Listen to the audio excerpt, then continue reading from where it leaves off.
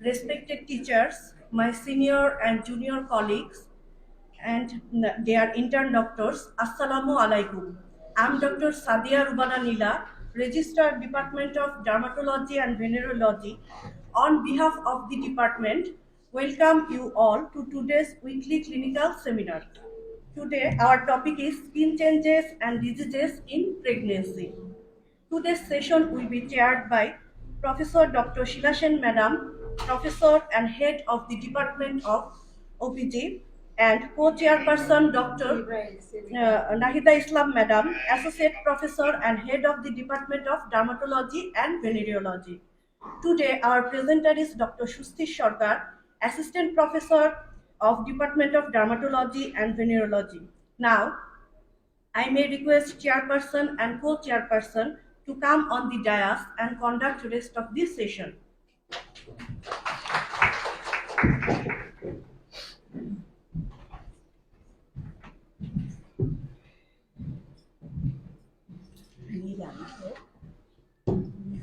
Nila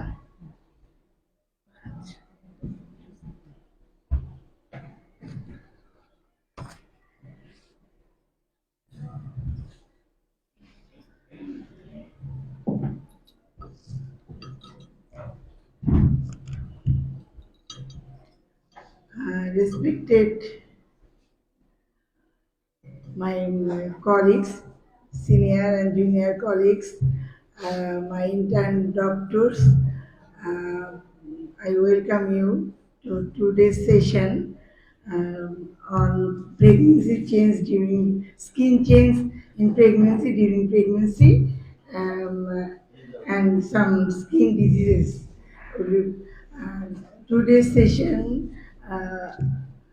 I think it will be a lovely session, and you all, especially we are the gynecologist, we are eagerly waiting for the session. Now, I invite today's speaker, Dr. Shusti Sarkar, to present his paper. I am very much proud of because today's post-chairman, actually, especially she is the chairperson today, and she will exchange her knowledge with you. She is also my student. She is a student of CBMCB 5, and Shusti Sarkar. I invite him to present this paper. Shusti Sarkar is a student from MMC. He graduated MBBS 2002 and DDB in 2012, and now he is the assistant professor of CBMCB. Now I am requesting Shusti Sarkar to present his paper. Thank you.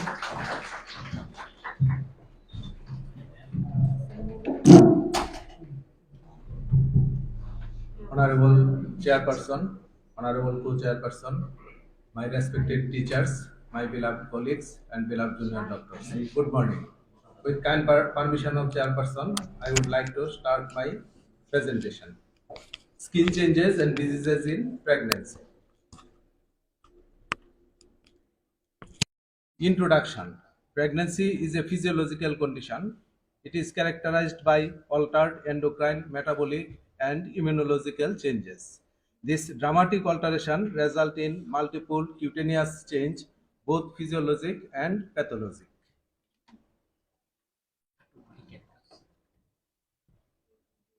Skin changes in pregnancy.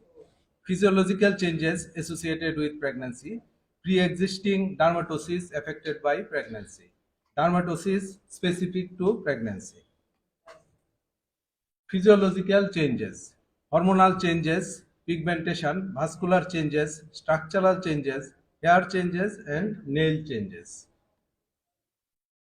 Pigmentary changes. Plasma or melasma, hyperpigmentation of the nipples, areolae, axillae, external genitalia, upper and inner part of the thighs, linea nigra, darkening of the pre-existing nevi. Vascular changes: palmar erythema, spider angioma, non-pitting edema, varicosities, granuloma gravidarum, and hemorrhoids. Structural changes: stria distensi, most common connective tissue change during pregnancy, also known as stria gravidarum. It occurs over the abdomen, hips, buttock, sometimes breasts. Skin tags or molluscum fibrosum gravidarum appear on lateral portions of the neck and axillae. Hair changes: hirsutism, hypertrichosis, postpartum telogen effluvium. Nail changes: distal onycholysis, brittleness, and transverse grooving. Diseases potentially worsen during pregnancy: Candida vaginitis, herpes simplex infection, varicella, viral warts, dermatophytosis, connective tissue diseases. Well-defined dermatosis associated with pregnancy: pemphigoid gestationis or herpes gestationis, pruritic arterial papules and plaques of pregnancy, impetigo herpetiformis or severe pustular psoriasis in pregnancy, recurrent cholestasis of pregnancy or prurigo gravidarum. Incompletely defined dermatosis associated with pregnancy: prurigo gestationis, pruritic folliculitis of pregnancy, papular dermatitis of pregnancy. Now, I would like to present few cases which have been treated in our dermatology OPD. Case number 1. Mrs. Fatima Begum, 24-year-old primigravida, at her 28 weeks of gestation, presented in dermatology OPD with pruritic skin lesions on her trunk for 2 weeks. She was on routine antenatal checkup. On physical examination, erythematous papules and pustules were found on the upper abdomen and back. Differential diagnosis were scabies, bacterial folliculitis, acneiform eruption. Laboratory investigations revealed no abnormality. She was diagnosed as pruritic folliculitis of pregnancy and treated with topical erythromycin lotion with oral cetirizine for 1 month and found complete remission of the lesions. Case number 2. Mrs. Khadija, 32-year-old second gravida, at her 30 weeks of gestation on regular antenatal checkup, presented in dermatology OPD with pruritic excoriated papules on proximal limbs, back, and upper trunk for 1 month. She had history of similar skin lesion at her first pregnancy. Differential diagnosis were scabies, drug reaction, polymorphic eruption of pregnancy. Her laboratory tests were normal. On clinico-pathological examination, she was diagnosed as prurigo gestationis and treated with topical betamethasone and oral loratadine. Significant improvement was found after 3 weeks. Case number 3. Mrs. Sadia Afroz, 20-year-old primie, at her 28 weeks of pregnancy, presented with the complaints of erythematous papules and plaques on abdomen and limbs for 1 month. The lesions coalescing to form arterial plaques. Differential diagnosis were urticaria, drug reaction, and eczema. On clinico-pathological examination, she was diagnosed as PUF, pruritic arterial papules and plaques of pregnancy. She was treated with potent topical corticosteroid, systemic antihistamine, and oral prednisolone with tapering doses. After 2 weeks of treatment, lesions were significantly improved. Case number 4. Mrs. Rukia, a 22-year-old primary gravida, at her 20 weeks, referred to dermatology OPD with pain in left lumbar region, followed by grouped blisters for 2 days. She had history of chickenpox at 5 years of age. On clinical examination, multiple grouped blisters were found with unilateral involvement. Her routine investigation reports were normal. She was diagnosed as herpes zoster with 20 weeks of pregnancy. She was treated with systemic acyclovir 400 mg 5 times daily for 7 days, along with cefuroxime 500 mg twice daily for 7 days, paracetamol 500 mg thrice daily for 5 days. On follow-up after 7 days, significant improvement was seen. Case number 5. Mrs. Putul, 22-year-old primigravida, on regular antenatal checkup, presented at 24 weeks with generalized erythematous plaque-type lesions, started with pustule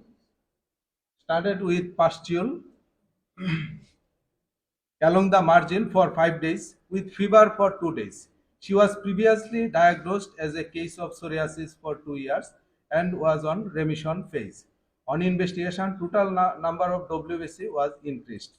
On clinicopathological correlation, she was diagnosed as impetigo herpetiformis.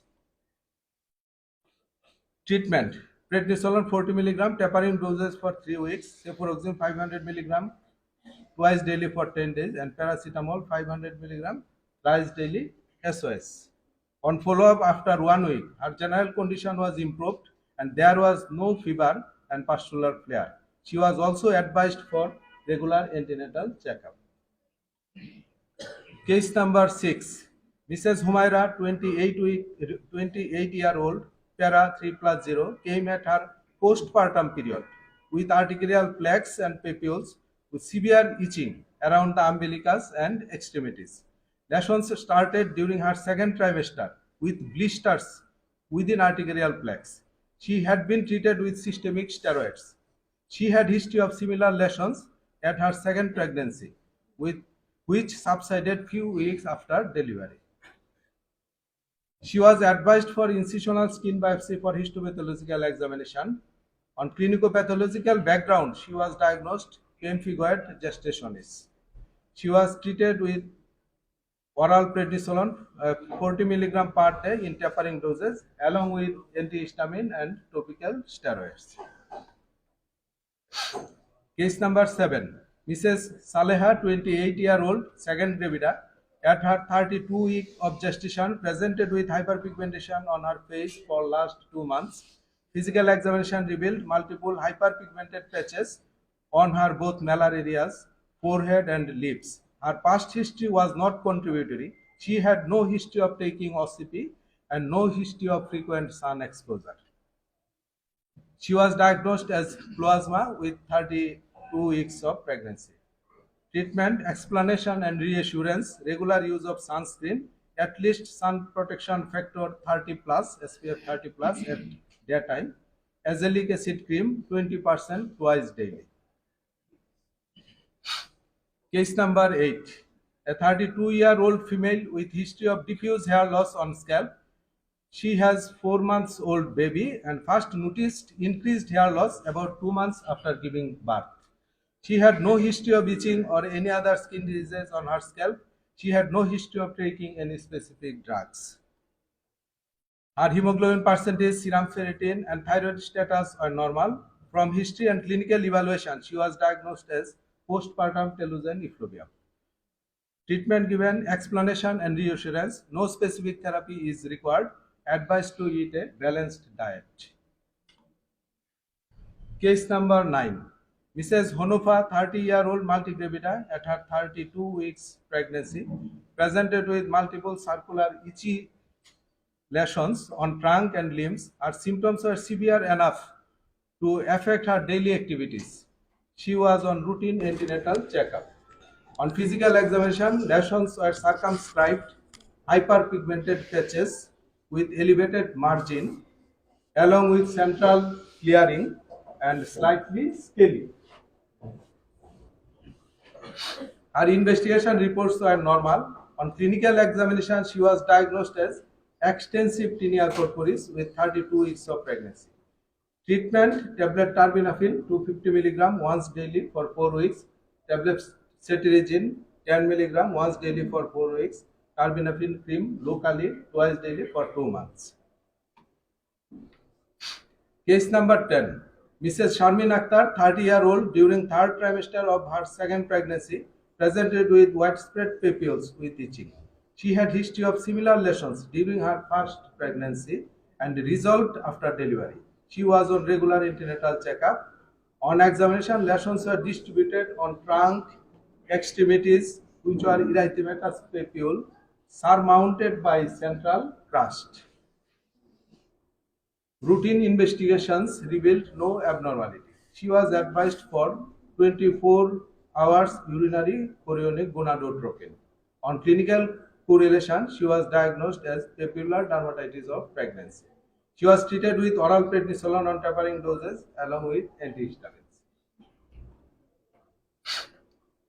Now, home message. Cutaneous changes and eruptions during pregnancy are common, may cause substantial anxiety on the part of the prospective mother. Concerns of the patients may range from cosmetic appearance to the chance of recurrence, may affect on the fetus in terms of morbidity and mortality. We should give emphasis on early referral diagnosis and treatment irrespective of severity. Thank you, madam. Thank you. Thank you, Dr. Shusti. The floor is open for open discussion.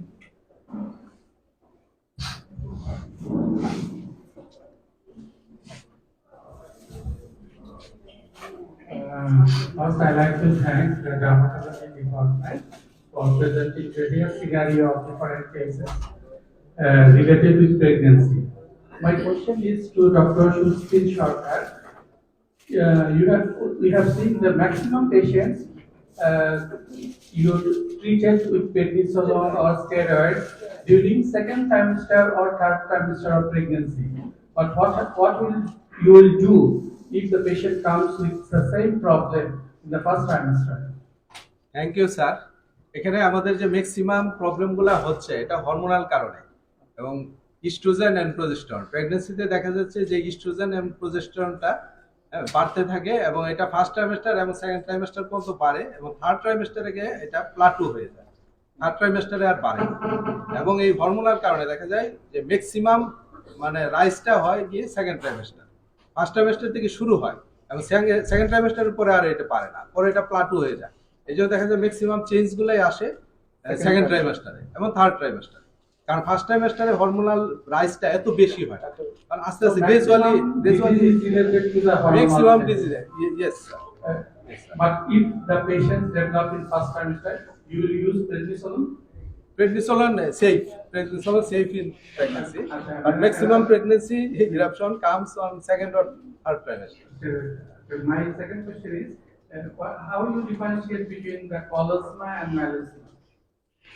Same. Plasma and melasma same. All No difference. Just name. Okay, thank you. Same. Why prednisolone is safe in pregnancy? There is no adverse effect on fetus. Why? Fetal. Why?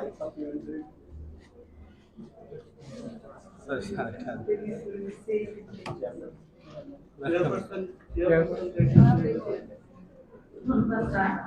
আমাদের যে ওলবার্টন যে বইটা আছে সেখানে আমাদের বলা হয়েছে যে এফডিএ অ্যাপ্রুভ প্রেডনিসোলন হলো সেফ, কিন্তু অন্য স্টেরয়েডগুলো সেফ, তবে এটা থেকে কম, কারণ এটাতে ফিটালের উপরে এফেক্টটা কম পড়ে, ফিটাল ডিস্ট্রেস অথবা হলো প্রিম্যাচুরিটি অথবা হলো অ্যাবর্শনের চান্স কম থাকে। কিন্তু ভিটামিথাসন অথবা ডেক্সামিথাসন এটা দিতে বলছে হলো তুলনামূলকভাবে কম দেওয়া যাবে, কিন্তু প্রেডনিসোলন হলো ফিটাসের উপর কোনো এফেক্ট করে না।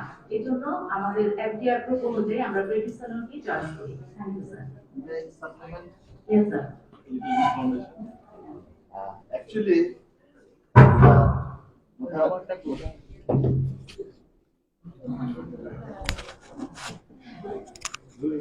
pregnancy আমরা দুইটা জিনিস খেয়াল রাখি, whether the drug can cross the placenta or not cross the placenta. Those drugs are crossing the placenta. These are harmful to the fetus. Usually those who are not crossing the placenta, they have very minimum or less effect. তোমরা বসো, যার জন্য বলি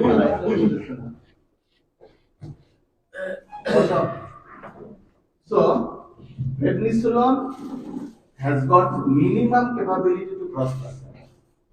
That's why usually it is relatively safer in pregnancy. যার ফলে দেখবেন যখন fetal distress হয় তখন কিন্তু গাইনোকোলজিস্টরা ডেক্সামিথাসোন ইউজ করে, not hydrocortisone. Injectable dexamethasone because it can cross placenta. So oxygen and dexamethasone then reduces the distress of the fetus.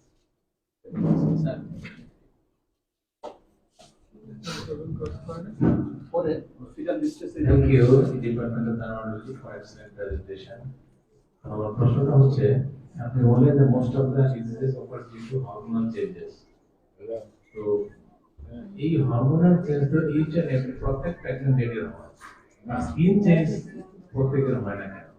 তাহলে কি আমরা ভাবো এখানে কোনো জেনেটিক প্রিডিসপোজিশন আছে? এখানে অবশ্যই এখানে জেনেটিক প্রিডিসপোজিশন অবশ্যই আছে। তারপরে যে হরমোন লেভেল বাড়ে, কিন্তু মানে এটা সবার আবার সমানভাবে বাড়ে না। যাদের একবারে এক্সেসিভ বাড়ে তাদের ক্ষেত্রে সাধারণত এগুলো হয়। তবে মেইনলি হচ্ছে এটা জেনেটিক প্রিডিসপোজিশন, সবগুলা চেঞ্জ সবার সমান হবে না। এটা মেইন, জেনেটিক প্রিডিসপোজিশনটা মেইন। অনেক স্কিন ডিজিজে জেনেটিক প্রিডিসপোজিশনটা মেইন। আমি একটু অ্যাড করতে চাচ্ছি যে প্রেগন্যান্সি রিলেটেড যে ডায়াগনোসিস গুলো এগুলো হলো একটা হলো হরমোনাল কজ, একটা হলো ইমিউনোলজিক্যাল ব্যাপার আছে, আরেকটা হলো জেনেটিক বিষয়। তাহলে ইমিউনোলজিক্যাল বিষয়ের ক্ষেত্রে এখানে সাধারণত কিছু সাইটোকাইন আছে, সেই সাইটোকাইন গুলো ইনক্রিজ করে। সেই সাইটোকাইনের ক্ষেত্রে যেমন ইন্টারলিউকিন 4, ইন্টারলিউকিন 16, ইন্টারলিউকিন 10, এই সাইটোকাইন গুলো রিলেটেড। আবার প্যান্টিকয়েড গ্যাস্ট্রিকশনের ক্ষেত্রে হলো আইজিজি, আইজিজি এর যে টাইপটা আছে সেটা বাড়ে, এবং ওখানে হলো এইচএল এর DR3 এবং এইচএল এর DR4 এই দুইটা দায়ী থাকে। সেজন্য হলো যাদের ক্ষেত্রে এই ইমিউনোলজিক্যাল ব্যাপারগুলো প্রিডিসপোজ থাকে, আর আমরা তো জানি অটোইমিউন ডিজিজগুলো হলো কজেস আননোন। এখানকার বেশিরভাগ ডার্মাটোলজি যে ডিজিজগুলো বলা হয়েছে, প্রথম কথায় বই লেখা আছে কজেস আননোন। তাহলে related to immunological factor, for this reason যে পেশেন্টগুলো ইমিউনোলজিক্যাল ফ্যাক্টরগুলো প্রিডিসপোজ থাকবে এবং এই সাইটোকাইনগুলো বাড়বে, তাদের ক্ষেত্রে এই ডিজিজগুলো হওয়ার সম্ভাবনা সবচেয়ে বেশি। সাপ্লিমেন্ট করে দিই যে জুনিয়র ডক্টররা, তার মানে এখানে যে র্যান্ডমলি আমরা স্টেরয়েড লিখতে পারবো। স্টেরয়েড ব্যাপারে খুব সাবধান, বিকজ সিভিয়ারলি গ্রোথ রিটার্ডেশন করবে যদি তুমি র্যান্ডম বা স্পোরাডিক প্রেগন্যান্সি বা স্টেরয়েড ইউজ করো। সেই ক্ষেত্রে খুবই রেশনাল, একেবারে যদি আর্জেন্ট না হয় এবং ডেম নেসেসারি না হয় তাহলে কখনোই এটা ইউজ করা যাবে না, উইদাউট কনসালটেশন উইথ